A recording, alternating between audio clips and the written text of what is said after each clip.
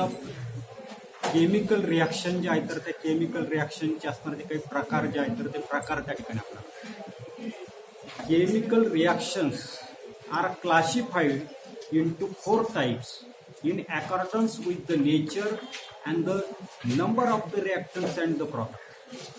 रासायनिक अभिक्रिया ज्या आहेत तर त्या रासायनिक अभिक्रियेचे 4 प्रकार त्या ठिकाणी पाडताना दिसतात आणि हे जे काही चारीचे चारी असणार ते काही प्रकार जे आहेत तर ते प्रकार त्या रासायनिक अभिक्रियेचं असणार ते काही नेचर स्वरूप त्याचबरोबर नंबर ऑफ रिॲक्टंट्स अँड प्रॉडक्ट म्हणजे किती त्या ठिकाणी रिॲक्टंट तयार होताना दिसतात किंवा किती प्रॉडक्ट त्या ठिकाणी रासायनिक अभिक्रिया ज्या आहेत तर त्या रासायनिक अभिक्रियेमध्ये भाग घेताना दिसतात आणि किती प्रॉडक्ट त्या ठिकाणी तयार होताना दिसतात याच्यावर आधारित केमिकल रिॲक्शन जे आहे तर त्या केमिकल रिॲक्शनचे 4 प्रकार त्या ठिकाणी पडताना दिसतात. या 4ही प्रकारांपैकी कोणता तरी एक प्रकार तुम्हाला हमखास त्या ठिकाणी परीक्षा जे आहे तर त्या परीक्षेला विचारला जातो. त्याच्यापैकी पहिला प्रकार मी त्या ठिकाणी फळ्यावर लिहिलेला आहे कॉम्बिनेशन रिॲक्शन. कॉम्बिनेशन म्हणजे संयोग जो आहे तर तो संयोग त्या ठिकाणी होणं. आता याच्यासाठी आपल्याला एक छोटीशी अशा प्रकारची असणारी काही ऍक्टिव्हिटी जी आहे ट्राय धिस त्या ठिकाणी सांगितलेले पहा काय काय करायचंय की apparatus test tube glass rod beaker etcetera जी या ठिकाणी आपल्याला एक परीक्षा नळी घ्यायची त्याच्यानंतर काचेच्या असणारे काही रॉड जे आहे तर ती रॉड त्या ठिकाणी घ्यायला सांगितली. दुसरं आपल्याला त्या ठिकाणी चंचू पात्र जे आहे तर ते चंचू पात्र त्या ठिकाणी केमिकल्स जे आहेत तर त्या केमिकलचा जर आपण त्या ठिकाणी विचार जर केला तर त्या केमिकल्समध्ये पहिलं आपल्याला सांगितलं हायड्रोक्लोरिक ऍसिड. दुसरं आपल्याला सांगितलंय अमोनियम सोल्युशन. अमोनियाचं असणारं ते काही द्रावण जे आहे तर ते द्रावण त्या ठिकाणी घ्यायचे आणि तिसरं असणारं ते काही केमिकल जे आहे तर ते केमिकल आपल्याला त्या ठिकाणी स्लेकेड लाईम. स्लेकेड लाईम म्हणजे चुना जो आहे पाणटपरीवर जो चुना भेटतोय तर त्याला त्या ठिकाणी स्लेकेड लाईम म्हटलेले अशा प्रकारचा असणारा काही चुना जो आहे तर तो चुना आपल्याला त्या ठिकाणी. आता काय करायचं तर ते फक्त लक्षात ठेवायचे take a small amount of hydrochloric acid in a test. परीक्षा नळी जी आहे तर त्या परीक्षा नळीमध्ये छोटंसं त्या ठिकाणी काय करायचं आपल्याला हायड्रोक्लोरिक ऍसिड जे आहे तर ते हायड्रोक्लोरिक ऍसिड जे आहे तर ते हायड्रोक्लोरिक ऍसिड त्या ठिकाणी आपल्याला माहिती आहे हायड्रोक्लोरिक ऍसिड जे आहे तर ते गॅसियस स्टेटमध्ये म्हणतो. आता गॅसियस स्टेटमध्ये का म्हणतोय तर ते तुमच्या नंतर लक्षात येईल का म्हणतोय का हीट द टेस्ट ट्यूब. आता उष्णता देत असताना काळजीपूर्वक त्या ठिकाणी उष्णता जी आहे तर ती उष्णता त्या ठिकाणी ऍसिड जे आहे तर त्या ऍसिडला त्या ठिकाणी द्यायची. त्याच्यानंतर dip a glass rod in the ammonium solution and hold on the top of the taste.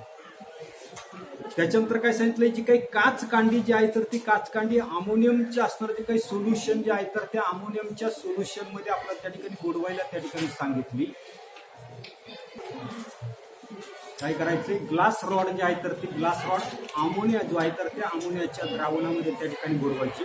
बुडवल्यानंतर काय करायचे तर ते काच कांडी जी आहे तर त्या काच कांडीचं वरचं ज्याच्यामध्ये बुडवल्यानंतरचा वरचा जो काही भाग जो आहे तर तो भाग काय करायचा आपल्याला जे काही टेस्ट ट्यूब आहे की ज्या टेस्ट ट्यूबमध्ये HCl आहे तर त्याच्यावर काय करायचे त्या ठिकाणी धरायचे. You will observe a white smoke emanating from the tip of the glass. तुमच्या असं लक्षात येईल की अशा प्रकारची अमोनियामध्ये बुडवलेली काही काच कांडी जी आहे तर ती काच कांडी HCl की ज्याला त्या ठिकाणी आपण HCl जे आहे तर त्याला हिटिंग केलेले त्याच्यामधून येणारे जे काही वाफा जे आहे तर त्याच्यामध्ये जर आपण ती काच कांडी जर धरली तर आपल्याला त्या ठिकाणी सर्वसाधारणपणे पांढऱ्या रंगाचा असणारा जो काही धूर जो आहे तर तो धूर त्या ठिकाणी बाहेर पडतो. आता व्हॉट मस्ट हॅव हॅपन असं का घडलं असेल तर त्याचं कारण आपल्याला सांगितलेले due to heating HCl vapour starts coming out from the test tube. उष्णता दिल्यामुळे काय होतं दिसते HCl जे आहे तर ते HCl ची वाफ त्या ठिकाणी तयार होत दिसते आणि म्हणून या ठिकाणी घेताना मी काय दाखवलेले जी त्या ठिकाणी दाखवलेले गॅसियस स्टेटमध्ये त्या ठिकाणी जी HCl जे आहे तर त्या HCl ला जर आपण उष्णता देण्याचा जर त्या ठिकाणी जर प्रयत्न जर केला तर त्या HCl च्या असणारे काही टेस्ट ट्यूब जे आहे तर त्या टेस्ट ट्यूब मधून त्या ठिकाणी वाफा जे आहे तर त्या वाफा त्या ठिकाणी बाहेर येताना दिसतात आणि ह्या ज्या काही वाफा ज्या आहेत तर त्या वाफांच्या जवळ काय केलेलं कोणी अमोनियाचं असणारं जे काही द्रावण जे आहे तर त्या द्रावणामध्ये बुडवलेली काही काच कांडी तर ती काच कांडी काय केलेली तर त्याच्या जवळ जे आहे तर ती जवळ त्या ठिकाणी म्हणजे असणारं जे काही अमोनिया आहे त्या ठिकाणी आपल्या लक्षात येतं दिसतंय की गॅस जो आहे तो गॅस त्या ठिकाणी आणि या दोघांची त्या ठिकाणी रासायनिक अभिक्रिया म्हणजे ammonia gas coming from the solution of the glass rod. जी काही काचकांडी जी आहे तर ती काचकांडी त्याच्यामध्ये बुडवली म्हणजे त्याच्यामध्ये असणारा जो काही अमोनिया गॅस जो आहे तर तो अमोनिया गॅस तयार निघतो, तर त्या सोल्युशनमध्ये त्या ठिकाणी ते बाहेर पडता निघतो. The ammonium gas and hydrogen chloride, these two are the gases. जे आपल्या लक्षात येता दिसतं की अमोनिया हा त्या ठिकाणी वायू आहे, हायड्रोजन क्लोराईड याला आपण ऍसिड म्हणणार, परंतु त्याचं वाफेमध्ये रूपांतर झालेलं म्हणजे हा सुद्धा त्या ठिकाणी हायड्रोजन क्लोराईड त्या ठिकाणी काय असणार आहे, गॅस त्या ठिकाणी असणार आहे. दोघांची असणार ती काही रासायनिक अभिक्रिया जी आहे तर ती रासायनिक अभिक्रिया त्या ठिकाणी तयार होताना दिसते. आणि पांढऱ्या रंगाच्या वाफा, तर पांढऱ्या रंगाच्या वाफा म्हणजेच त्या ठिकाणी अमोनियम क्लोराईड जे आहे तर ते अमोनियम क्लोराईड जे आहे तर त्या अमोनियम क्लोराईडमध्ये त्याचं असणार जे काही रूपांतर जे आहे तर ते रूपांतर त्या ठिकाणी असतं. आता तुम्ही अमोनियाचे असणारे काही वाफा जे आहे तर ते वाफा आपल्याकडं जनावरांचा दवाखाना आहे, त्याच्यामध्ये सिमेंट्स आणलं जातं जनावरांसाठी. ते ओतत असताना तुम्ही जर पाहिलं असेल तर पांढऱ्या अशा प्रकारच्या वाफा ज्या आहेत तर त्या वाफा त्या ठिकाणी बाहेर पडताना दिसतात. कधी तुम्ही त्या ठिकाणी दवाखाना जो आहे तर त्या दवाखान्यामध्ये टेम्पोने त्या ठिकाणी सिमेंट्स जे आहे तर ते सिमेंट्स येतं ते ओतत असताना तुम्ही त्या ठिकाणी पहा पांढऱ्या रंगाचे असणारे काही वाफा ज्या आहेत तर त्या वाफा त्या ठिकाणी येतात. तसंच या ठिकाणी आपल्या लक्षात पहा, the ammonium gas and hydrogen gas reacted to form the salt of the ammonium chloride in the gaseous state. सर्वसाधारणपणे आपल्याला या दोघांची रासायनिक अभिक्रिया झाली. दोघांची रासायनिक अभिक्रिया झाल्यानंतर त्या ठिकाणी अमोनियम क्लोराईडचं असणारे काही गॅसेस रूपामध्ये असणारे काही साल्ट म्हणजे ज्याला आपण त्या ठिकाणी क्षार जे आहे तर ते क्षार त्या ठिकाणी तयार होताना दिसतात. पुढे आपल्याला सांगितले but immediately due to the condensation process at the room temperature it got transformed into the solid state. परंतु त्याच्या सुरुवातीला वाफा आपल्याला दिसतात, परंतु बाहेरचं असणारे काही तापमान जे आहे रूम टेम्परेचर जे आहे तर त्या रूम टेम्परेचरमुळे ते असणारे काही वाफा जे आहे तर त्या वाफेचं त्या ठिकाणी कंडेन्सेशन होतं, संगणन त्या ठिकाणी होतं. आणि संगणन झाल्यामुळे काय होतं दिसते तर याच्या असणारे काही वाफा जे आहे तर त्या वाफेचंच रूपांतर त्या ठिकाणी स्थायीरूप अशा प्रकारचं अमोनियम क्लोराईड ज्याला आपण त्या ठिकाणी नवसागर म्हणताना. आता नवसागर सुद्धा तुम्ही पाहिलेली असते, पाहिली कोणीच पाहिली, आता पाहिली नसेल तर फक्त लक्षात ठेवा खाली म्हटलेले म्हणजे स्थायू रूपामध्ये असणार जे काही अमोनियम क्लोराईड जे आहे तर ते अमोनियम. मग आता याच्यामध्ये काय होतं ते आपल्याला सर्वसाधारणपणे या ठिकाणी आपला हा अमोनिया असणार आहे. हे काय आहे आपलं हायड्रोजन क्लोराईड त्याला आपण म्हणू. आणि हे आपल्याला काय तयार झाले अमोनियम क्लोराईड. म्हणजे अशा प्रकारचे असतात ते काही सबस्टन्सेस जे आहेत तर ते सबस्टन्सेस त्या ठिकाणी तयार होतात. साधा हिशोब आहे पण कॉम्बिनेशनचा अर्थ आपल्या लक्षात घ्यायचा की दोन रिॲक्टंट आहे आणि त्या दोन रिॲक्टंटचा आपल्याला एकच प्रॉडक्ट त्या ठिकाणी तयार, दोघांचं त्या ठिकाणी कॉम्बिनेशन होऊन एकच सिंगल अशा प्रकारचं प्रॉडक्ट त्या ठिकाणी तयार. दुसरी ऍक्टिव्हिटी आपल्याला दिलेली पहा, hold a magnesium strips in a pair of the tongues and ignite. आता मॅग्नेशियम स्ट्रिप पाहिली की नाही, मॅग्नेशियमची फीत नाही पाहिजे. उद्या आपल्याला वेळ भेटला तर आपण इथं पेटून पाहू. पण पेटवण्यासाठी काय होताना दिसतंय की त्याला बराच वेळ लागतो.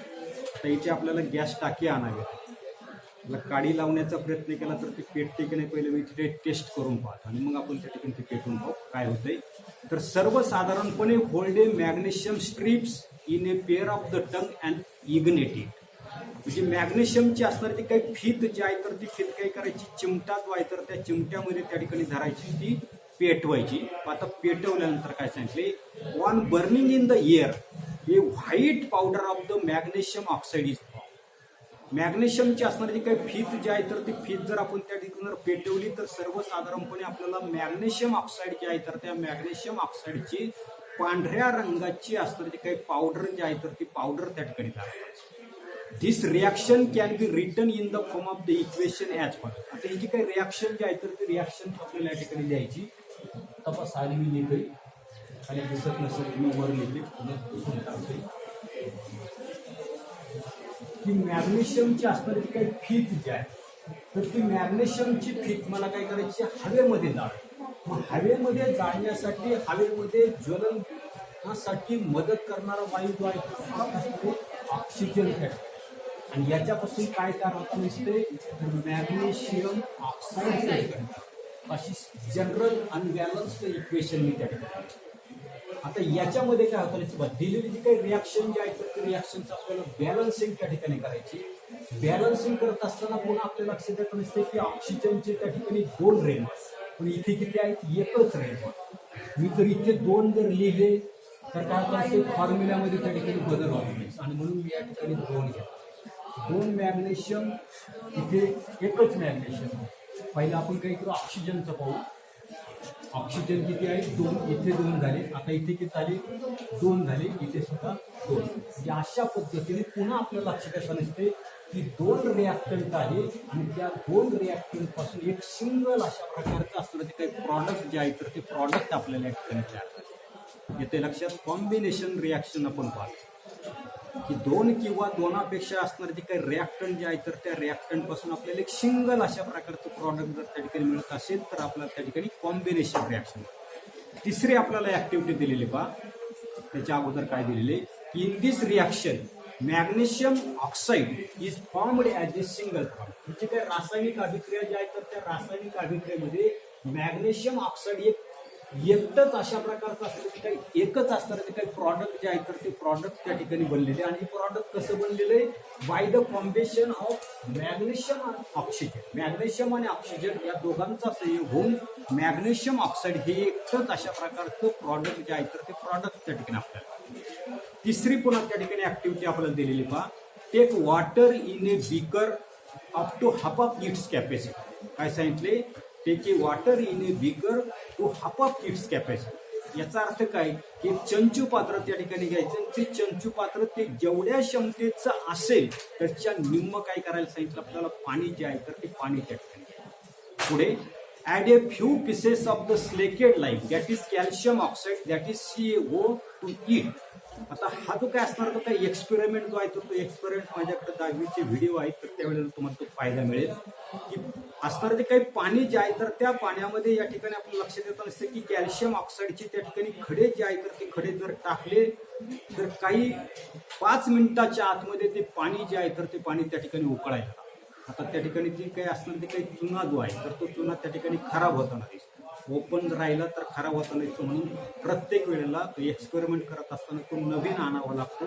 आणत असताना तो टेस्ट करून पाहावा लागतो की त्याचं नेमकं त्या ठिकाणी रिॲक्शन जे आहे तर ते रिॲक्शन होते की नाही. तर आपल्याला त्यावेळेला आपण पाहणार आहे.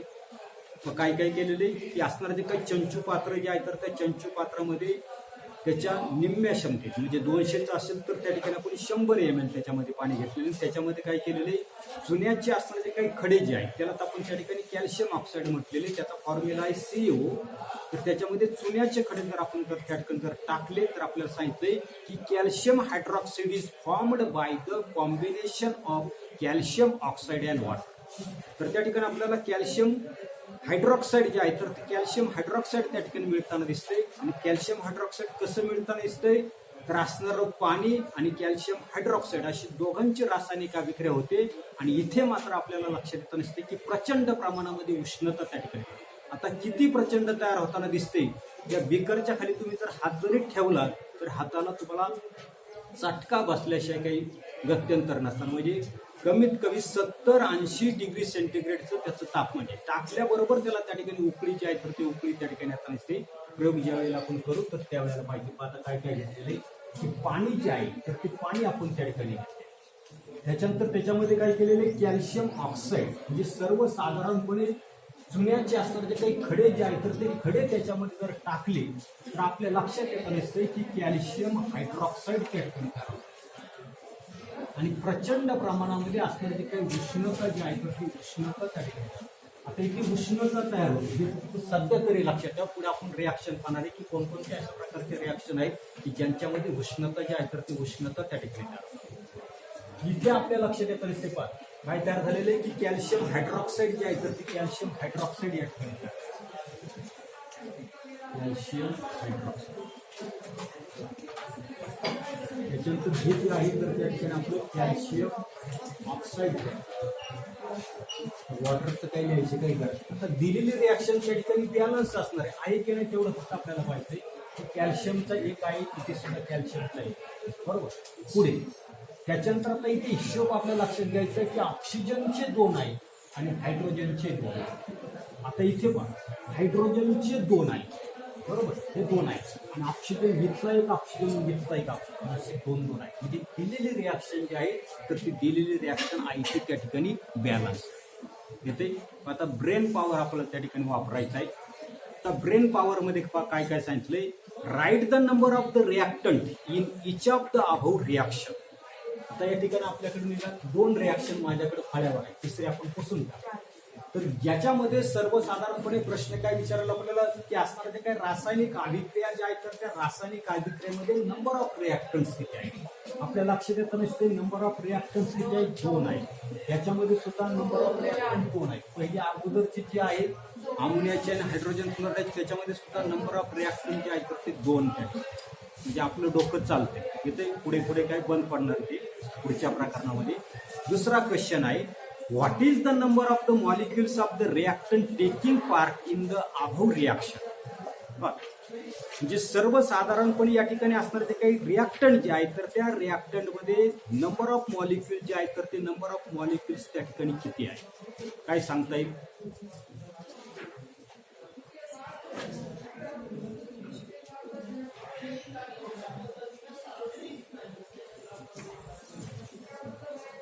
पुन्हा एकदा प्रश्न ऐका की what is the number of the molecules of the reactant taking part in the above reaction. याच्या काही तीन रिॲक्शनचा आपण विचार करणार आहे. तर त्या तिन्ही रिॲक्शन्स मध्ये सर्वसाधारणपणे आपल्याला त्या ठिकाणी असणारे काही रिॲक्टंट जे आहे म्हणजे काय असणार ते काही रिॲक्टंट जे आहे तर त्या रिॲक्टंट मध्ये असणारे काही number of molecules. Number of molecules आपल्या सहज लक्षात येते. इथे किती दिसतात, एक आहे. इथे किती आहे, एक आहे. असे इथे समजा दोन आहे. इथे जर विचार जर केला तर कॅल्शियम आहे, बरोबर, ऑक्सिजन आहे, हायड्रोजन आहे. पुन्हा काय ऑक्सिजन घेणार नाही. इथे किती वेपर दिसतात आपल्याला, तीन दिसतात. म्हणजे ही संख्या जी आहे तर ती संख्या आपल्याला फक्त त्या ठिकाणी. आणि तिसरा सर्वात महत्वाचा प्रश्न विचारलाय पहा की how many products are formed in each of the above reaction. तर प्रत्येक वेळेला आपल्याला किती प्रॉडक्ट तयार झाले, वन. इथे सुद्धा किती प्रॉडक्ट झाले, वन. पहिली रिॲक्शन जी आहे तर त्या पहिल्या रिॲक्शन मध्ये सुद्धा वन आहे. म्हणजे सिंगल प्रॉडक्ट जे आहे तर ते सिंगल प्रॉडक्ट त्या ठिकाणी. आता याच्यावरून आपल्याला कॉम्बिनेशन रिॲक्शन जे आहे तर त्या कॉम्बिनेशन रिॲक्शनची असणारी काही डेफिनेशन जे आहे तर ती डेफिनेशन त्या ठिकाणी दिली आहे. पहा काय सांगितले, when two or more than two reactants combine in a reaction to form a single product, then this type of reaction is called the combination reaction. पुन्हा एकदा काय सांगते, अशा प्रकारची अभिक्रिया की ज्या अभिक्रियेमध्ये दोन किंवा दोनापेक्षा जास्त, आपण किती पाहिले, जास्तीत जास्त दोनच पाहिजे. म्हणजे अशा प्रकारच्या अभिक्रिया की ज्या अभिक्रियेमध्ये दोन किंवा दोनापेक्षा जास्त असणारे ते काही पदार्थ जे आहेत तर त्या पदार्थांमध्ये काय होत नसते, रिॲक्शन त्या ठिकाणी होत नसते. आणि रिॲक्शन म्हणून आपल्याला एक सिंगल अशा प्रकारचं असतं ते काही प्रॉडक्ट जे आहे तर ते प्रॉडक्ट त्या ठिकाणी तयार होत नसतं. आणि अशा प्रकारचं सिंगल प्रॉडक्ट जर त्या ठिकाणी तयार होत जर असेल तर अशा प्रकारचे असतील ते काही रासायनिक अभिक्रिया ज्या आहेत तर त्या रासायनिक अभिक्रियेला होणार आपण त्या ठिकाणी कॉम्बिनेशन रिॲक्शन येते.